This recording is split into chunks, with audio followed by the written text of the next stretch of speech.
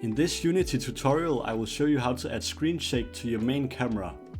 The first step is to add a new C# script called Screenshake. Now open up the script.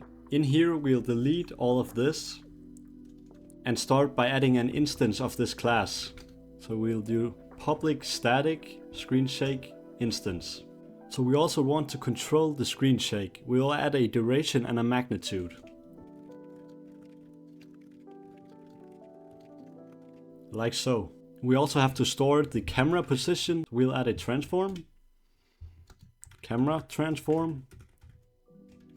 We also have to save the initial position, so we'll do a vector3 initial position. Now we'll add an awake function. In here, we'll check if the instance is equal to null, and if so, we'll set the instance to this. Else, if instance is not equal to this, then we'll destroy the game object and then return. Right under here, we'll set the camera transform to the camera.main.transform. We'll also store the initial position like so. Now we'll add an update function.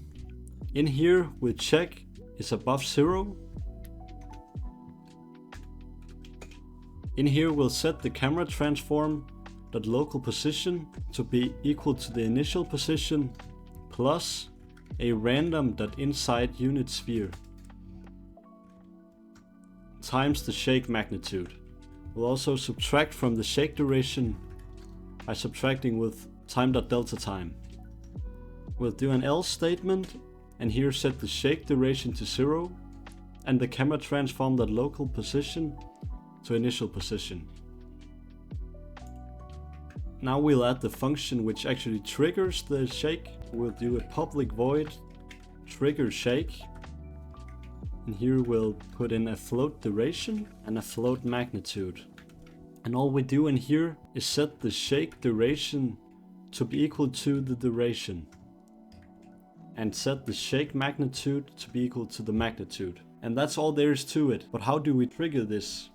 Well, you can do it from any script you want, but I'll just do it right in here to demonstrate. I'll add an if statement and do input.getKeyDown keycode.space. In here I'll trigger the function by going Screenshake.instance.triggerShake and putting in the values. So the duration first I'll do 0.3 and the magnitude I'll do 0.5. Now let's test it. Now go back into Unity and go to your main camera where we'll have to add the Screenshake. We can now press play.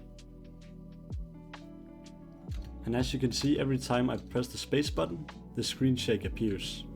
A minor mistake I made is setting these to public. Let's do private instead and set these both to 0 so that there's no Screenshake in the beginning. And that's all there is to it, so have a great one. Hope you liked the video. Just comment if you have any questions.